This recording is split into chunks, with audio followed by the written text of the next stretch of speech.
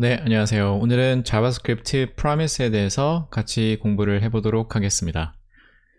이제 프로미스 같은 경우는 비동기, asynchronous라고 하죠. 비동기 또는 비동기 작업 때 주로 사용되는 그런 오브젝트이고요. 자바스크립트 내에서는 ES6 때부터 언어 내부적으로 일단 완벽하게 지원이 되는 그런 기능입니다. 함수에 이제 콜백을 전달하는 대신에 콜백을 프로미스 오브젝트 내에 첨부를 하는 그런 방식의 객체이고, 쉽게 풀어서 보자면 이 프로미스를 사용함으로써 비동기 처리 시 성공 그리고 실패 이런 식으로 두 가지 케이스로 나누어서 거기에 상응하는 콜백들을 통해서 작업을 수행할 수 있게 도와주는 그런 컨셉과 패턴이죠. 자, 코드를 보면서 좀 더 설명을 하도록 하겠습니다. 자, 보시는 것처럼 일단 기본적으로 자, 이렇게 이제 구성이 되죠. 자, 사용 방법 같은 경우는 여느 컨스트럭터와 마찬가지로 new 키워드를 사용을 하고 new promise 그리고 자, 이렇게 보면은 함수를 일단 전달받게 되죠. 컨스트럭터 내에 이렇게 함수가 들어가고 이 함수에 이제 arguments들이 두 개가 있어요. 첫 번째는 이제 resolve, 두 번째 같은 경우 reject 이렇게 두 가지가 있죠. 그래서 이 두 친구가 콜백 역할을 맡아서 하게 되는 거죠. 그래서 지금 예제 같은 경우는 두 가지의 콜백이 가능합니다. 첫 번째 같은 경우는 이제 여기 resolve 성공 케이스, promise 내부에서 성공적으로 원하는 작업이 완료되었을 때 이 첫 번째 콜백을 사용할 수가 있고요. 그리고 이제 뭐 네이밍 컨벤션상 resolve 또는 아니면 뭐 res 이렇게 줄여서 하는 경우도 있고, 장명은 뭐 원하는 대로 해줘도 크게 상관이 없습니다. 이제 두 번째 같은 경우는 reject가 있어요. 자, 이제 두 번째 위치의 아규멘트를 사용했을 경우에는 이제 자바스크립트가 이제 알아서 이거는 자, 두 번째에 패싱이 됐을 경우에는 에러 발생 시에 호출되는 콜백이구나. 이제 이렇게 자동으로 알아서 처리를 해주게 됩니다. 첫 번째 콜백과 마찬가지로 뭐 reject 보통 일단 reject라고 쓰고 아니면 줄여서 rej라고도 쓰고 아까 얘기한 것처럼 장명은 그렇게 신경 안 쓰셔도 돼요. 그리고 이제 코드 블럭 내부를 이렇게 보면 이 공간 있죠. 지금 이 공간에서 통상적으로 이제 executor라고 합니다. 실행자라고 불리우는 이 공간은 promise 오브젝트 생성 때 바로 실행이 돼요. 예를 들어서 이쪽에서 코드가 여기에 있다고 했고 뭐 어떤 로직이나 뭐 작업을 수행할 때 우리가 new 키워드를 사용하고 promise 그리고 construct를 생성하는 시점에 바로 실행이 됩니다. 그래서 일반적으로 promise를 이렇게 만들어 주고 처음에는 일단 뭐 비동기 작업을 하겠죠. 이 공간에서 해주고 그리고 이 블럭 내부에서 여기 보이는 이 블럭 내부에서 임시로 이제 임시 공간이라고 보면 돼요. 임시 공간, 뭐 임시 버켓이라고 보면 되고 이 작업했던 결과를 잠깐 맡아주고 있다고 생각하면 편하죠. 이렇게 잠깐 얘가 promise라는 곳에 이렇게 이제 임시 보관소처럼 잠시 데이터를 맡아주고 있다가 두 가지 케이스죠. 아까 얘기했던 것처럼 이제 성공적으로 완료를 했을 때는 이제 위에 보이는 이제 resolve라는 콜백을 통해서 데이터 또는 원하는 정보를 이렇게 밖으로 내보내 줄 수가 있는 거고요. 만약에 에러가 생겼다면 두 번째에 위치한 콜백 여기 보면 reject가 있죠.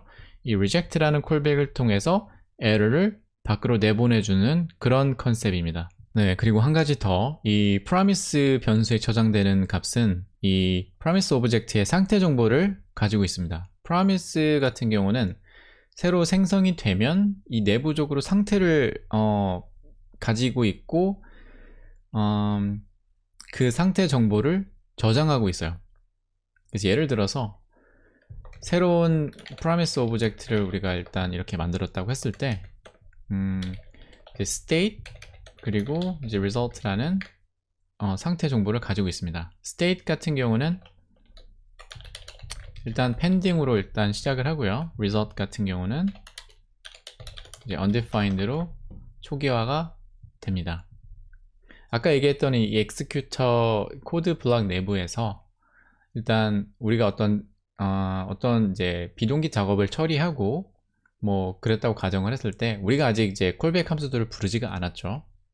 그렇기 때문에 일단 뭐 값은 어디에도 지금 속해 있지 않게 돼요. 그렇기 때문에 일단 undefined가 되는 거고, state 같은 경우도 일단 대기 중이죠. 지금 pending 대기 중이고, 우리가 아직 resolve를 호출할지 이제 reject를 호출할지 결정을 내리지 않았기 때문에 일단 이 상태에서 시작을 하는 거죠.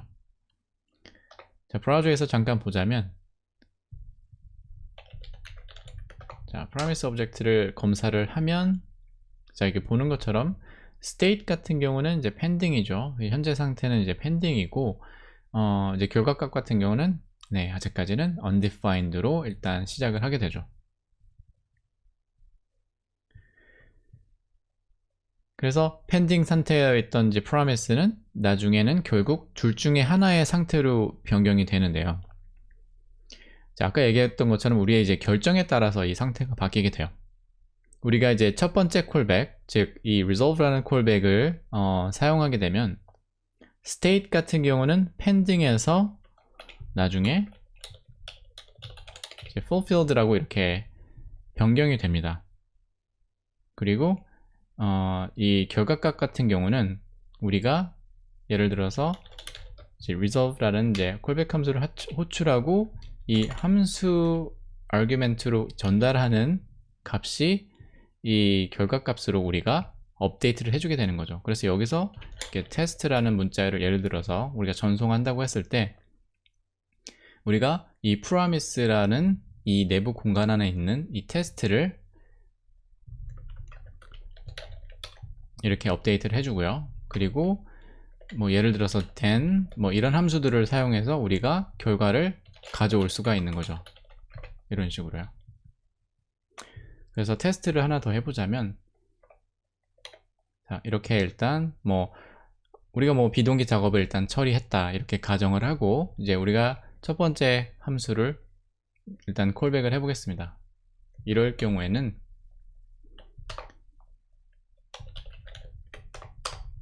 자, promise 변수를 검사를 해보면, 자, 아까 보는 것처럼 자, pending에서 상태가 바뀌었죠. 이런 식으로 바뀌게 되고, 결과값도 아까는 이제 undefined에서 자, 우리가 전송한 test라는 문자열로 업데이트가 되었습니다. 자, 그러면은 한 가지 더 테스트를 해보자면, 이번에는 이제 다른 에러 케이스죠. 그래서 이제 rejected로 한번 이제 어떤 이유에서 예를 들어 뭐 네트워크 오류라든지 이런 게 생겨서 우리가 이제 reject를 해야 될 때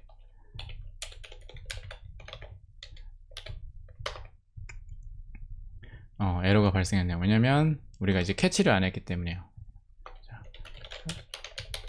예를 들어서 뭐 캐치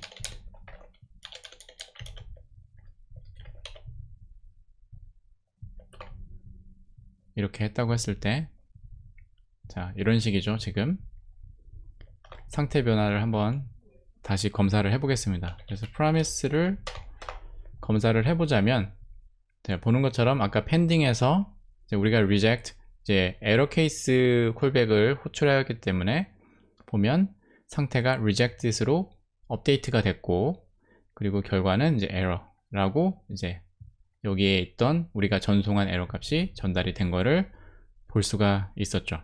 네, 중간 정리를 한번 해보자면, 자, promise constructor를 우리가 생성할 때 코드 내부에 있는 이 코드들은 이 executor라고 하죠. 이 executor를 통해서 즉시 자동적으로 실행이 된다. 그리고 작업 성공 시 우리가 이제 첫 번째 이제 argument의 첫 번째 있는 콜백 함수죠. resolve라는 함수를 사용을 하고, 실패했을 경우에는 이제 두 번째 위치한 콜백을 사용해서 에러 상태를 전송을 한다. 그리고 이제 마지막으로 promise는 처음 생성할 때 이제 pending이라는 상태를 가지고 시작을 하고요. 그리고 작업 결과에 따라서 성공 시 뭐 fulfilled 그리고 뭐 error 시에는 뭐 rejected 이런 식으로 이동이 된다. 이렇게 중간 정리를 할 수가 있겠습니다. 그럼 다음으로 넘어가기 전에 한 가지 중요 포인트를 짚고 가볼게요. 이제 promise 내부에 이제 executor 이 공간이 있다고 했죠. 이 내부 공간에서는 resolve 아니면 reject 같은 경우는 이런 콜백들은 한 번씩만 실행이 가능합니다. 그래서 예를 들어서 언커멘팅을 하고, 자, 이렇게 세 가지 콜백을 우리가 사용한다고 했을 때는 이 첫 번째 콜백이 실행이 되고, 이 밑에 있는 이제 코드 밑에 있는 코드들은 다 이제 무시가 된다고 보면 돼요. 그래서 여기서 이제 기억해야 되는 거는 이제 이 executor 안에 있는 코드 블록 내부에서는 하나의 성공 케이스 또는 하나의 에러 케이스 이렇게만 우리가 처리를 할 수가 있다. 뭐 이런 방식이죠.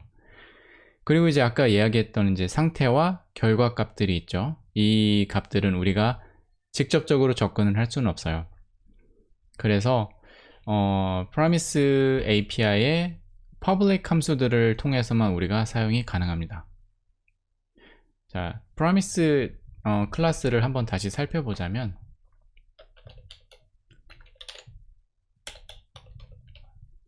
네, 프로토타입 있죠. 프로토타입을 보면, 자, 보는 것처럼 이제 catch, 아까 잠깐 사용했던 이제 catch가 있고, 뭐 finally, 그리고 이제 then이라는 함수들이 있죠. 그래서 이런 함수들을 사용해서 우리가 이제 결과값을 우리가 전달받고 처리를 할 수가 있어요. 자, 그럼 이거를 한번 다시 같이 보겠습니다.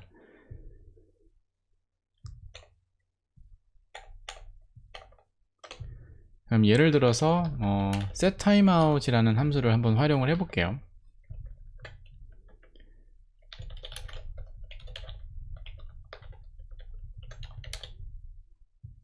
예를 들어서 2초 딜레이 이후에 첫 번째 콜백을 통해서 뭐 테스트라는 값을 전송해라.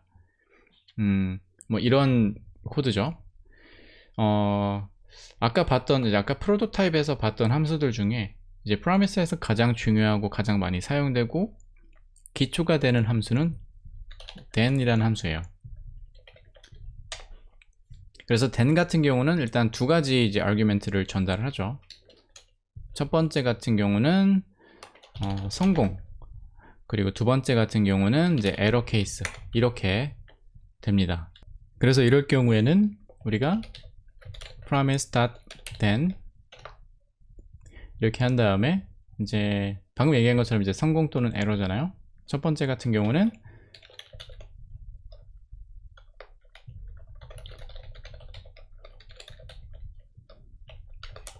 그리고 이제 두 번째 콜백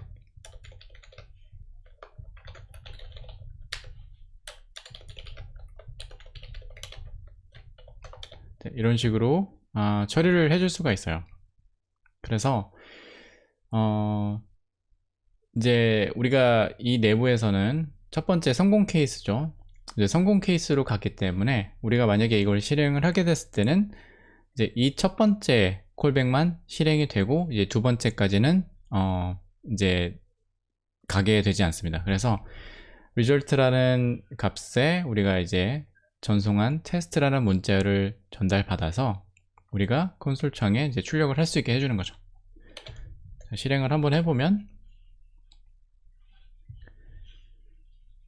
자, 2초 딜레이 후에 test라는 문자를 지금 출력이 된 걸 확인할 수가 있죠.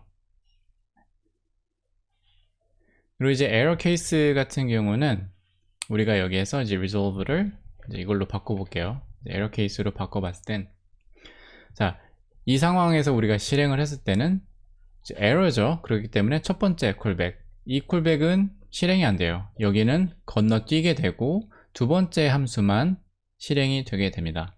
그래서 자, 브라우저로 한번 실행을 해볼게요. 2초가 지났고, 네, 보는 것처럼 이제 콘솔 에러가 실행이 된 거를 이렇게 볼 수가 있었죠. 한 가지 이제 또 다른 방법 같은 경우는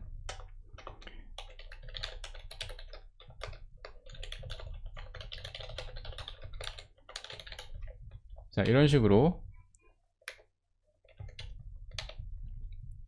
우리가 일단 뭐 이제 에러 케이스를 우리가 신경을 안 쓰고 그냥 성공 케이스만 우리가 받아서 처리를 하겠다라고 했을 때는 이렇게 짧게 작성을 하고 처리를 할 수도 있어요. 실행을 해보자면 네, 아까와 같은 이런 결과가 나왔죠. 네, 이렇게 이제 우리가 then을 이용해서 promise의 상태와 결과값을 처리하는 방법을 알아봤고요. 이번에는 catch 함수를 한번 살펴볼게요. 일단 reject 함수를 사용해서 에러를 발생시키고요. 자, 커멘팅을 하고, 자, 에러를 잡는 방법. then을 사용한 한 가지 방법을 더 보여주고 그 다음에 catch를 한번 사용해 보겠습니다. 자, promise then, 그리고 이게 본 것처럼 이제 성공 케이스, 에러 케이스 두 가지 이제 아규멘트가 있잖아요. 여기서 성공 케이스를 우리가 만약에 이런 식으로 패싱을 해준다면은 then을 사용해서도 우리가 이제 에러를 캡처할 수가 있어요. 그래서 함수를 패싱을 해줍니다. 그 다음에 이런 식으로 이런 식으로 첫 번째 아규멘트를 null로 포인트를 해주고, 그리고 이제 두 번째 아규멘트에 에러 콜백을 이렇게 사용을 하면은, 자, 보는 것처럼 첫 번째 성공 콜백이 이제 null이기 때문에 그냥 스킵이 됩니다. 얘는 무시하는 거예요. 얘는 무시하게 되고, 이제 reject 같은 경우는 이제 두 번째죠. 그렇기 때문에 에러 콜백, 즉 이 콜백 함수만 실행을 시켜줍니다. 근데 보통 이 방법은 보통 이제 실무에서 많이 쓰이지는 않아요. 왜냐면 가독성 문제도 있고, 굳이 null object와 then을 이용해서 굳이 필요 없는 이 두 가지 패턴을 사용해서 우리가 이 에러 함수를 실행할 이유가 없는 거죠. 그래서 그렇게 쓸 필요가 없는 거고, 그래서 이제 지금 볼 이제 catch 함수를 일반적으로 쓰게 됩니다. 자, 이렇게 있다는 것만 이제 알아주시고, 방법은 간단해요. 이제 promise 그리고 .catch로 우리가 에러를 받아오고요. 그 다음에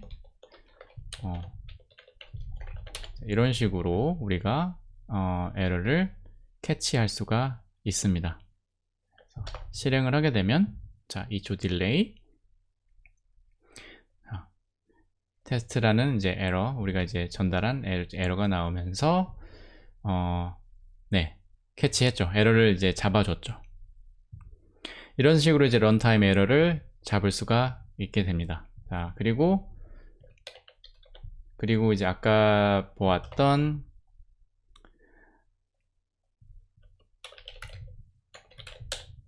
프로토타입에서 아까 같이 봤던 이제 finally라는 함수가 있죠. 이제 finally라는 함수를 한번 살펴보도록 하겠습니다.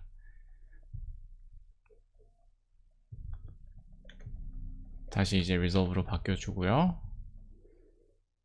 이제 finally 함수 같은 경우는 이렇게 생각하면 쉬워요. 우리가 이제 then 그리고 catch로 이제 promise의 상태 변화 그리고 뭐 결과 변화에 이제 대응을 했잖아요. 이런 식으로.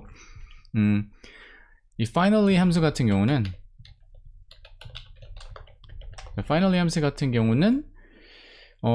그 결과에 상관없이 무조건 실행이 된다. 이렇게 기억하면 됩니다.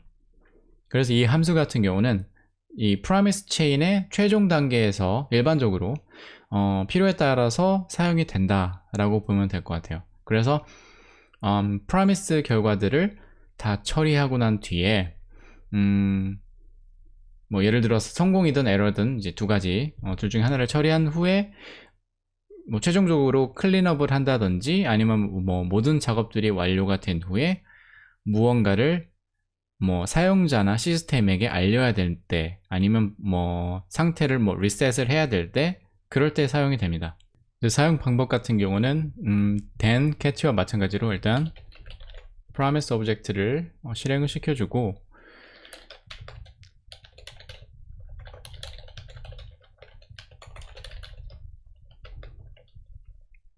그리고 then이 종료된 이후에 이제 finally를 우리가 실행을 시킬 수가 있죠.